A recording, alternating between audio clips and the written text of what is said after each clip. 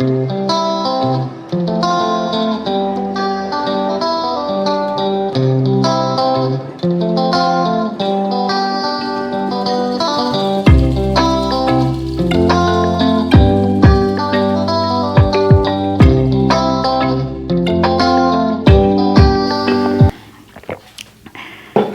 everybody, welcome to Country Girl with Kathy Jarvis. In the previous video we talked about snakes in the garden and if they were beneficial and if they were good. This week we're going to talk about snakes you do not want in your garden. These are the venomous snakes, the ones that are poisonous. Now worldwide, you can find snakes everywhere except for Antarctica. So if you're really afraid of snakes, go to Antarctica. Worldwide, there's roughly about 600 different species of venomous snakes. They come in all sizes, colors, patterns, and each one has its own little different characteristics from the other snakes. Most of the venomous snakes are found around the equator or in hot tropical areas. But we're only going to talk about the ones in the United States. And in the United States, you can roughly find snakes in about every state there is. Venomous snakes in every state. There's a long list of these snakes. But the good thing is there's only 4 main different types. So if you learn these 4 main types, you're pretty good to go. There's no single rule, rhyme, or reasoning or trick to identify a snake other than to get to know them and to study them and figure out what the characteristics are of each of the different types of snakes, which isn't as hard as it sounds. Like I said, there's only 4 main ones that you have to really learn. And today we're going to go over the different types. And we're going to start with the category that has the most snakes, most species in it. And there's 27 species of poisonous snakes in the United States and 37 subspecies. But like I said, the good news is they fall into 4 main groups. And those groups are your rattlesnakes, your copperheads, your cottonmouths, and your coil snakes. And we're going to start with the rattlesnakes. That's the biggest group of all. They've got 17 different species and 29 subspecies of rattlesnakes. And the first one we're going to look at is the western diamondback rattler. Now I'm going to be reading off some notes because it's impossible for me to keep an order of all these snakes that I want to talk about. The western diamondback rattlesnake is found in the southwest United States. They typically grow to be anywhere between 4 to 6 feet, with the adults males growing larger than the females. These snakes are thought to be responsible for most of the venomous snake bites in the United States. Now, one thing to remember is that these are not found in all over the United States. They're found in different areas of America. So to find out which snakes are in your area, it's best to do a search on the computer, and that way you'll know which ones you really need to learn about. Because if you live in, like where I do in Indiana, there's only 2 species of venomous snakes in my area. Now, if you go to different parts of Indiana, you'll find more. But I only have 2, so I just have to learn 2. Pretty lucky that way. So we're just going to go through the different ones there are, and then it's up to you to do the research to find out which ones are in your area.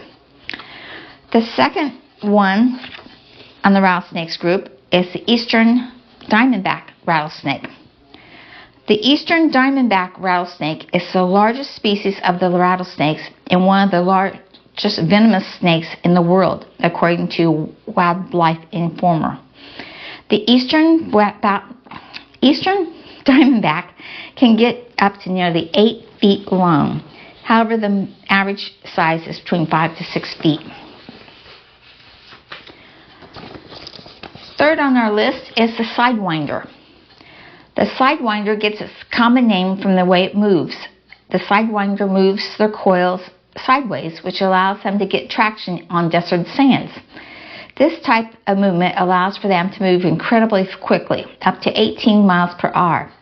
On the average, they are between 19.5 to 31.5 inches long, and there are 3 known subspecies of the sidewinder.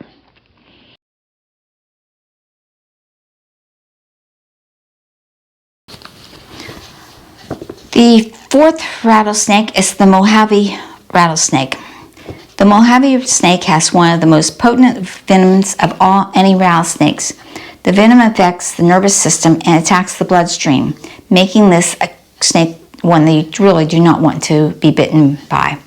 The Mojave rattlesnakes on average grow to be 3 1/3 feet long. There's only one subspecies in the United States, and it also shares the same common name as the Mojave rattlesnake.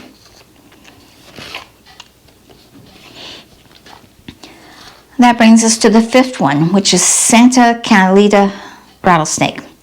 Now this one only occurs on an island of Santa Catalina off the coast of Southern California. And what's interesting about this rattlesnake is that it does not have a rattle like the rest of the snakes.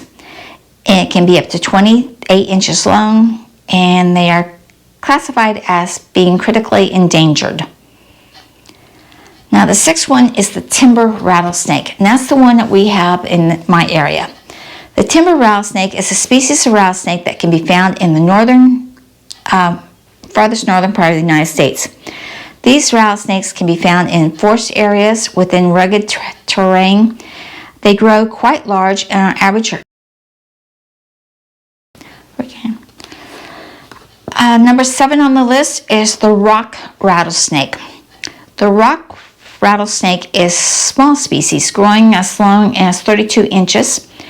It's named because of its way it likes to live in the habitat. It prefers areas with many rocks and or limestone. They are lightly colored, which helps them to blend into these environments, and there are 2 subspecies in the United States, the banded rock and the moated rock.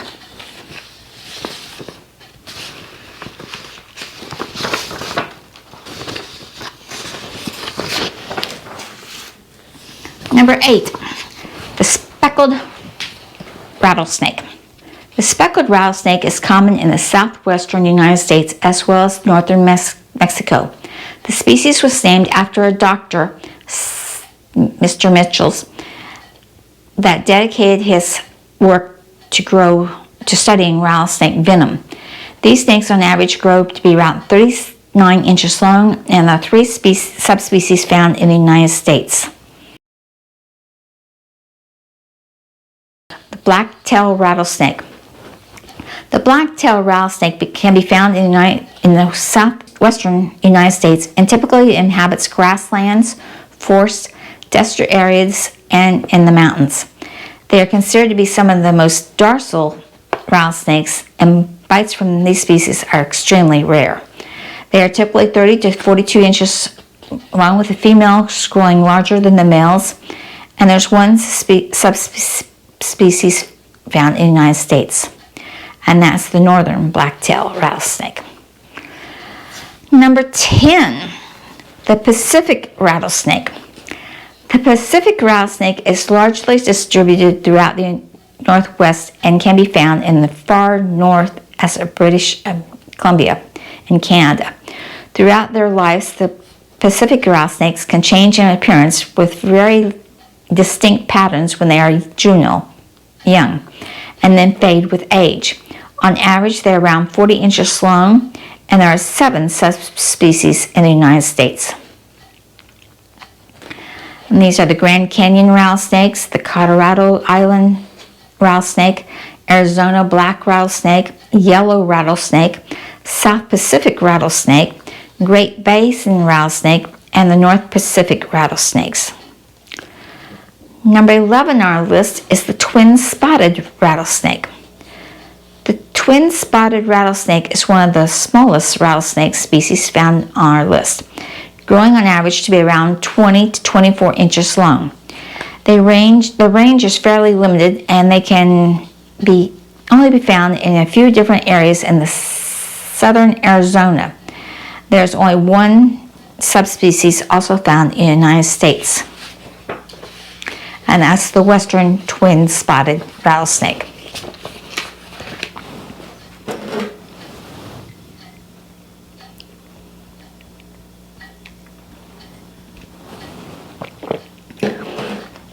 Number 12 is the red diamond rattlesnake.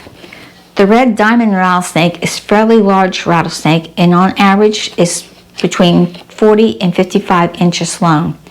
They are found along the Baja Peninsula in Southern California and prefer a cooler coastal climate, but can also be found in the desert areas and in mountains. There is one subspecies known in the United States sharing the same common name, the red diamond rattlesnake. 13, the tiger rattlesnake. The tiger rattlesnake are highly venomous rattlesnakes. They are small, growing to the average of 24 inches, but their venom is very, very strong. Unlike many species, these snakes are not only found in ground level, but are known to be found in bushes and shrubs as well as in the water. 14. The prairie rattlesnake. The prairie rattlesnakes are largely distributed throughout the United States and can be found in the Great Plains as south as northern Mexico and as far north as southern Canada. Because they have such a wide area, they have very diverse diets and feed on anything from animals, birds, reptiles, and amphibians. They are usually about 3.3 feet long, and there are two subspecies found in the United States, the Hopi rattlesnake and the prairie rattlesnakes. 15. The ridge-nosed rattlesnake. The ridge-nosed rattlesnake is the official state reptile of Arizona, despite its being found only in a few locations in southern Arizona and in New Mexico. They are smaller, growing up to 2 feet long, and considered to be very, very recluse. They can be very difficult to find as they are only in wooded mountain ranges. And there are two subspecies found in the United States, the New Mexico ridge-nosed rattlesnake and the Arizona ridge-nosed rattlesnake. 16. The Massasauga rattlesnake is widely distributed throughout the United States from Arizona to New York. It's not so picky about its habitat and can be found in swamps, grassland, and wetlands. They are typically between 24 and 30 inches long and are listed as least concern by the IUCN. They have a declining population. There are 3 subspecies in the United States, the eastern, the desert, and the western. 7 on our list is the pygmy rattlesnake. As you can probably guess from its name, it's very small, which is on the average just grows between 16 to 24 inches. They can be found in the south. We often use the gopher and tortoise homes for shelter. Their venom is not nearly as toxic as some of the relatives, and there's 3 subspecies in the United States, the dusty pygmy, the Carolina pygmy, and the western pygmy. And that's all of the rattlesnakes.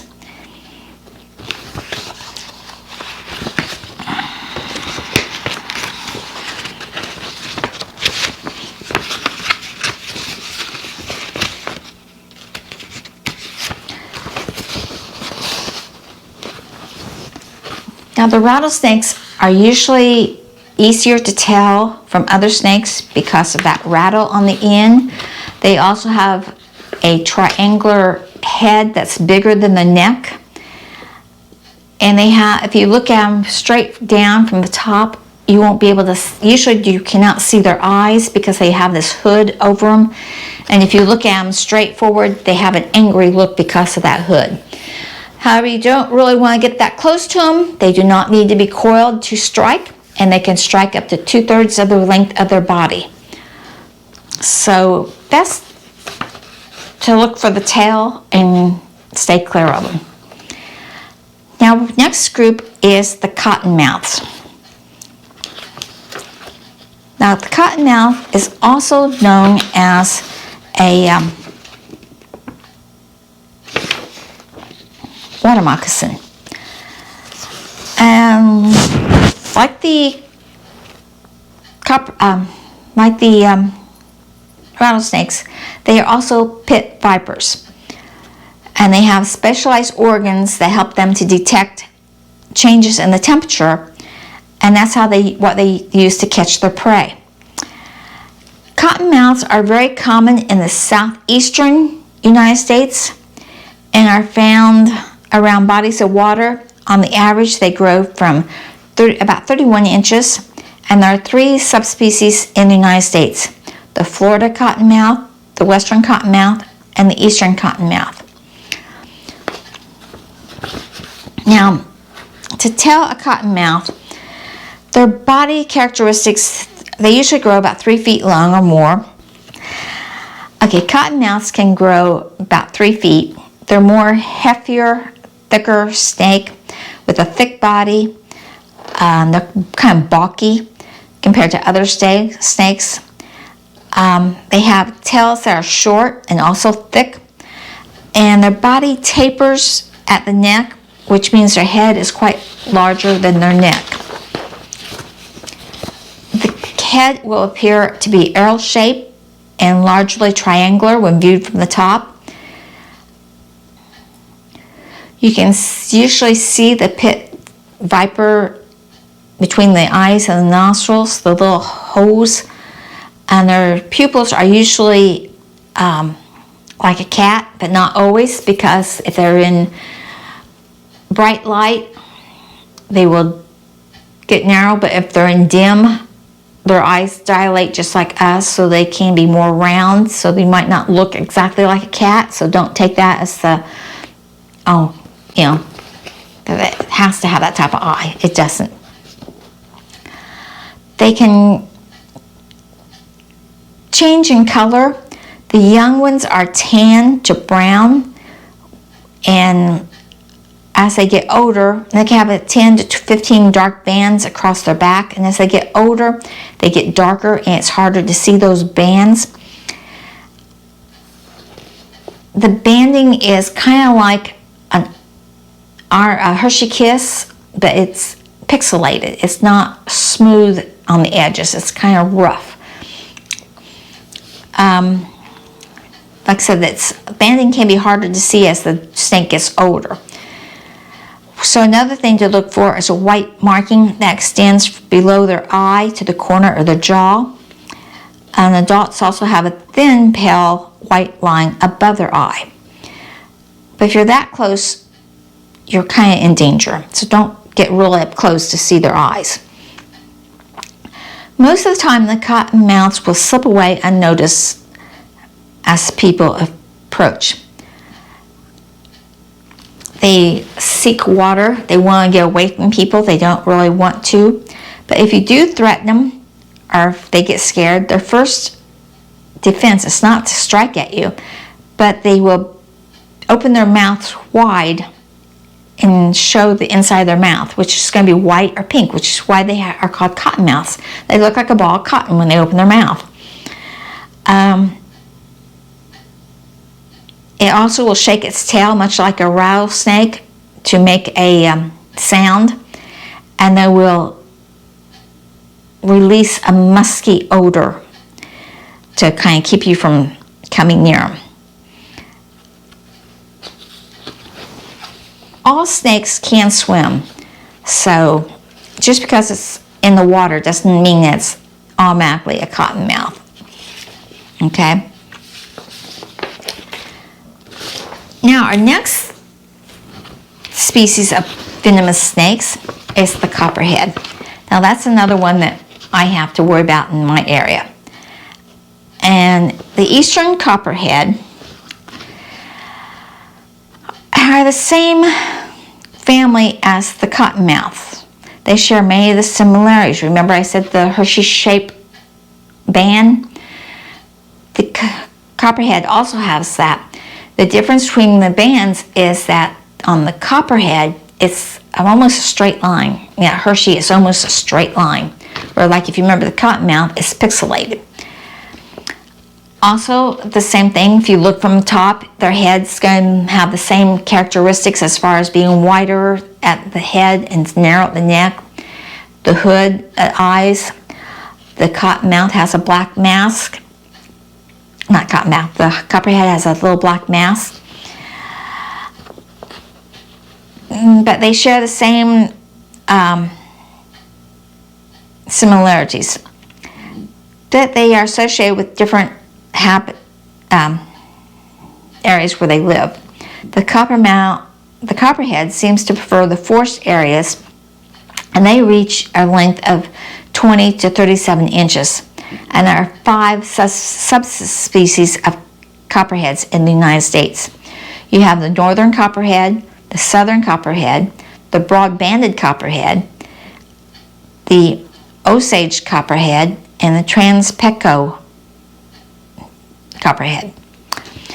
Now, how do you identify a copperhead? There are several ways to differentiate the copperhead from the two similar looking ones, which would be the cottonmouths and your water snakes. So the copperhead gets its name from this coppery tan color, found mainly on its head and throughout parts of its body down to its tail. However, they can come in different colors. They can morph. An adult copperhead average length is between 2 to 3 feet, and they can reach up to 4 feet. Since the copperhead is a pit viper, you'll notice a very distinct irregular shaped head, triangular shaped head, and kind of like an arrowhead. And you'll see that there's a space between the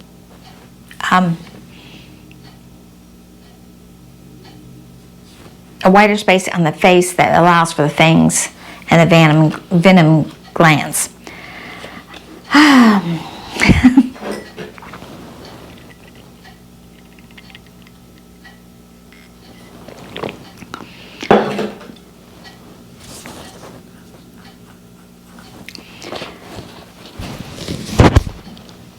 Remember, when you're looking at a copperhead, you'll see the Hershey kite kisses or an hourglass shape. It's one of the easiest ways to identify the copperhead. Its wider portion will be down at the bottom with a smaller portion up at the top. And then it goes on both sides. To put simply, the top of the hourglass touches the left side of the body and the bottom of the hourglass touches the right side. Keep in mind that the hourglass shapes are occasionally misplaced, which means they don't connect at the top all the time. The copperheads are not aggressive. They do not go out of their way to bite humans or animals. It's all down to their camouflage. When curled up in camouflage, they resemble a pair of fallen leaves that helps them to be hidden from potential danger.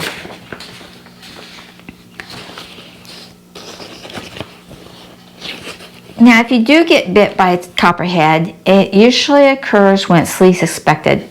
They will have several attempts to discourage you when walking through the area. The snake will likely spot you first and may try to move away. As you get closer, it will curl up into its camouflage pile, blending into the fallen leaf litter on the ground. As you get closer, the copperhead will start to shake or rattle its tail to resemble a rattlesnake. Get even closer and the copperhead will lift its head to show you that it's ready to bite if you keep coming. The last and final step would be the strike itself. Even though you may have never noticed any of the prior warnings, all the snake knows is that he has given you all the warnings to stay away and that you still came closer. The bite is the last resort to defend itself from an animal which is larger than itself and which it certainly doesn't see as a potential meal. The eye shape is very similar to the other venomous snakes, except for the coil snake. We'll get to that. The copperhead has a yellow eye with a black vertical stripe. Now again, like I said before, if it's in the shade or in the dark, it's going to dilate bigger. Just don't try to get close enough to see the eyes. I mean, really, remember they can strike 2/3 of their distance to the body. The juvenile young copperheads have yellow tails, and they use that to lure frogs and small lizards. So if you see a yellow-tailed snake, it might be either a copperhead or a cottonmouth. Do not approach them. They have venom from the time they were babies, and the babies might be more dangerous than the adults because the babies don't have that control that the adults have. Adults will usually not give a foe bite to a human because they do not see it as something they can eat. So they just want to warn it away. And if they use all their venom, then they won't be able to use it on what they want to eat. So, and then another thing is don't go after a snake. Don't try to kill it, because once you take it and aggravate it, it becomes, well, like anything else. It's going to fight for its life. Therefore, if it does bite you, it's going to give you the faux venom. If you happen to sever the head and you think you're safe, forget that. The head, even though it's disconnected from the snake, can still bite, and that bite will also deliver the faux venom. Everything that thing's got is going to push into that bite. So it's best to leave them be. Now, our last snake on the list of venomous snakes is the coil snake. Now, this is completely different from the other snakes that we've talked about today. This is not a pit viper. In fact, this is related to cobras. They do not have the cat eye. They have a round eye usually.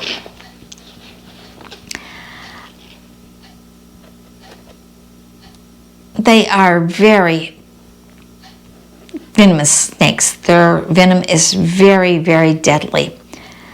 The eastern coil snake is typically about 30 inches long. They are very distinctive black, red, and yellow bands around their body. That's the eastern coil snake. The Texas coil snake looks very similar to the eastern coil snake and were once considered to be a subspecies, but on the average, the Texas coil snake are a bit smaller, and they only grow to be about 24 inches. The last coil snake we have is a Sonoran coil snake. It can be found in the southwest United States. They are very secretive and spend much of their time underground and will come out at night to hunt. They grow anywhere between 11 to 24 inches long. So that is the list of all the venomous snakes in the United States. Now, like I said before, it's best to find out, do a Google search and find out what venomous snakes are in your area and learn those. All other snakes are pretty much harmless, or at least non-venomous. Now, a couple of tips that you could look for if you just happen to be out and about and you haven't learned all your snakes yet, is look for the head shape. Now, almost all of the venomous snakes have the triangular head shape, except for the coil snake. Their heads will be broad like a triangle and wider than what their neck are. They are usually a large body snake, except for the coil snake again. They have the pit organs, except for the coil snake, which means they have to have the little nostrils, kind of look like nostrils above between the eyes and the nostrils, this little area. It's just a small little hole up, it's a pit. And that allows for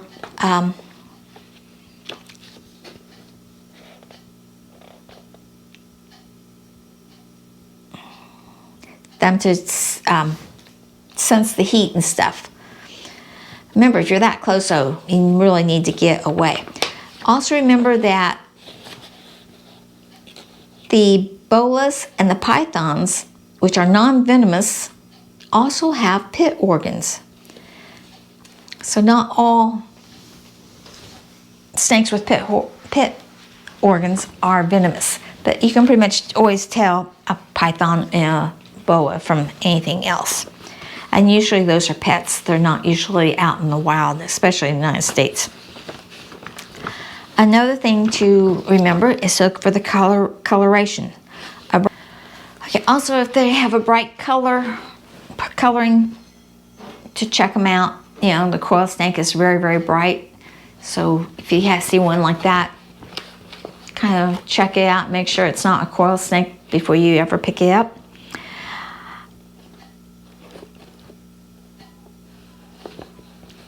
The pupil shape, check, you know, if you happen to see whether it's round eyes or cat eyes.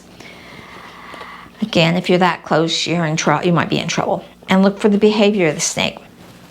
Most of the snakes will try to run away from you, but if you encounter a snake that sits still and stands its ground and doesn't rush off, that could mean it's more likely a venomous snake.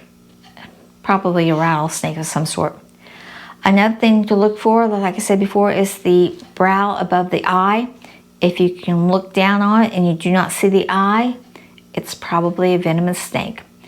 If you look at it straight on and it looks like an angry snake with a hood over its eyes, it's a venomous snake.